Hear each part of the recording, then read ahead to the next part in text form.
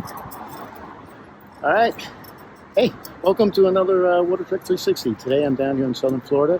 I'm with the Sea Experience team, and we're going to go out and do the wreck of the Robert Edmister and the Wendy Rossheim, both in 70 feet of water. One of them was put down in 1989, the other one 1991, both sunk as artificial reefs.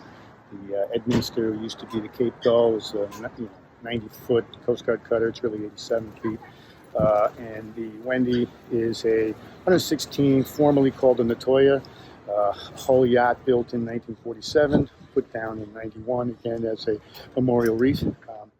So we're going to have fun. It's a gorgeous day. I'm not affiliated with Sea Experience. I don't get paid by them, but it's a good group, good operation right outside of Bahia Mar, and we'll go from there. So let's have a great day. Thanks.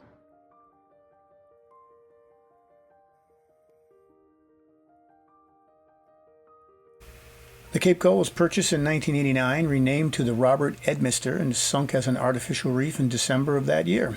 Originally WPB Water Patrol craft or Coast Guard 95304, was built as a Cape-class steel-hulled patrol boat for the U.S. Coast Guard in 1953. Initially designed for anti-sub warfare, that class of boats didn't get a true name until 1964 when she became the Cape Gull.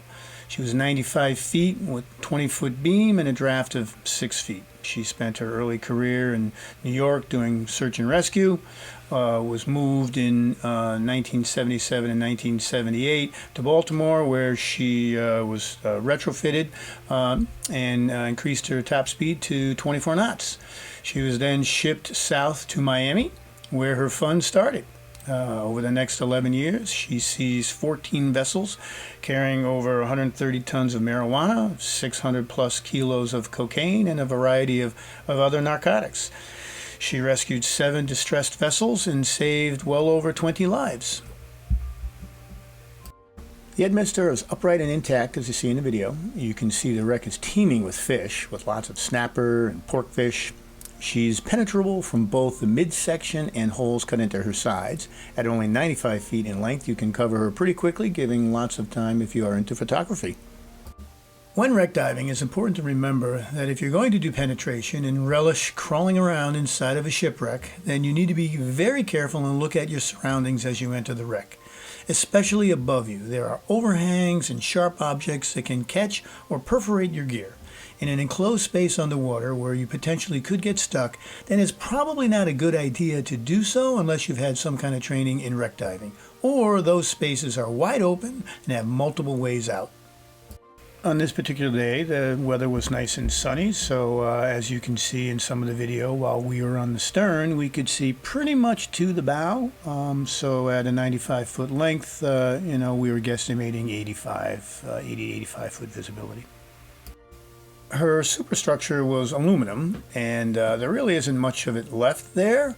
But it's a fun little wreck, and coupled with the Wendy, which we'll talk about next, is a fun dive.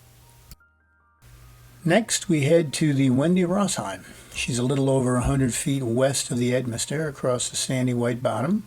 She's broken basically into 3 main sections. This due to Hurricane Andrew the year after she was sunk. Her bow is pointing almost due south. The line from the Edmister brings you just north of the middle section. She too has lots of fish on her, a lot of snapper. It's a nice little low-profile wreck. There's no real penetration here, although you can poke your head into the bow and stern sections.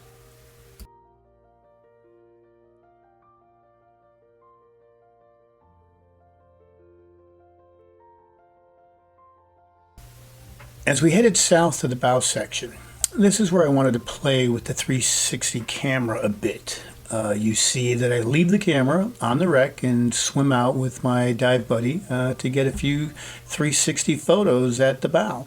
I wanted to take some tiny planet shots, which you see here, and just show another way for photographing wrecks in a different viewpoint.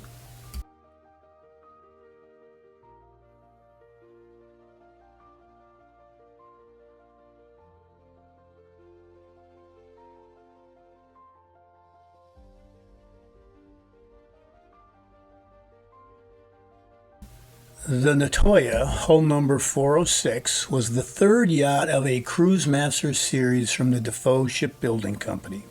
An American, Harold Ducharme of Grosse Pointe, Michigan, took ownership in 1947. The Natoya was 118 feet in length with a 17-foot beam, 5.5-foot draft. She could handle 8 people with a crew of 6. Her top speed was 15 knots with a cruising speed of 11. Most of her career was spent cruising the Great Lakes.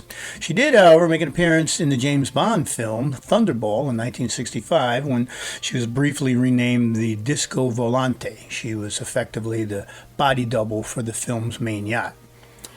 After 1972, she changed hands a couple times with name changes to Jacqueline B, and then in 1989 to Our House 3, where she operated as a commercial fishing diving vessel. She didn't last long as a fisherman, as she was bought, renamed, and sunk as an artificial reef in honor of Wendy Rossheim in 1991. This is a great two-wreck combination. One's upright and penetrable, the other spread out and low profile, each with lots of marine life. They are small enough that you can do both, but big enough to get some variety. You do have the swim across to get to the Rossheim, and our conditions on this day were pretty good. Lots of sunshine, calm seas, modest current. If you're going to do these wrecks and conditions aren't quite as good with less visibility, or especially if there's a strong current running, making it more difficult to get back to the Edmister, you may want to rethink this as a two-wreck profile and stick with just the Edmister.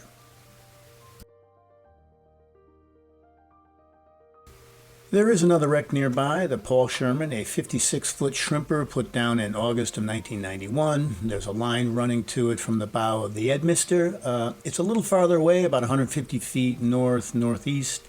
It's less of an attraction due to its size and profile. If you have your own boat or are diving with twin tanks, you might be able to do all 3 of the wrecks, but a better option is when you get to the Edmister, find out the strength and direction of the current. Plan for the Edmister in either the Rossheim or Sherman, then plan your dive and dive your plan.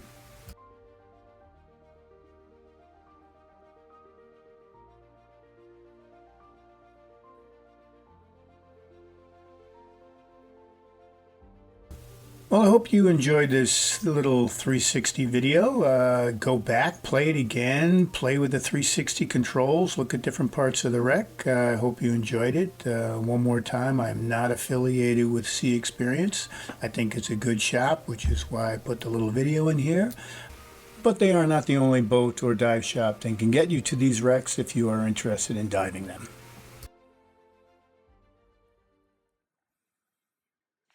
Glad you're able to join us for another WaterTrek 360 and this quick look at the Robert Edmister and Wendy Rossheim wrecks. We have other 360 as well as standard videos coming. And if you like these, please click like. If you want to see more videos, please click subscribe.